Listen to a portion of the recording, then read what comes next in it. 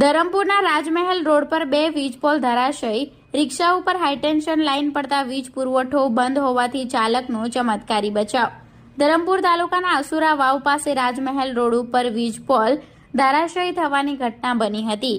ઘટનામાં કેરીનો જથ્થો ભરીને જઈ રહેલ રિક્ષા ઉપર હાઈટેન્શન લાઇન પડતા ચાલકનો જીવ તાળવે ચોંટ્યો હતો। જોકે વીજ પુરવઠો બંધ હોવાના કારણે ચાલકનો ચમત્કારી બચાવ થયો હતો। સમગ્ર ઘટનાની વિગતવાર માહિતી અનુસાર હાલ ધરમપુર તાલુકામાં વહેલી સવારથી જ વરસાદી વાતાવરણ સર્જાયું છે અને ઠેર ઠેર પાણી પણ ભરાયા છે। જોકે આ સમય દરમિયાન એક પિયાગો રિક્ષા નંબર GJ15XX 5677 નો ચાલક રિક્ષામાં કેરીનો જથ્થો ભરી ધરમપુર APMC માર્કેટ ખાતે ખાલી કરવા માટે જઈ રહ્યો હતો। જે દરમિયાન આસુરા વાવ ખાતે રાજમહેલ રોડ ઉપર રિક્ષા આવી પહોંચી દરમિયાન રસ્તાની બાજુમાં મહાકાય વીજપોલ એકાએક ધરાશય થતા રિક્ષા ઉપર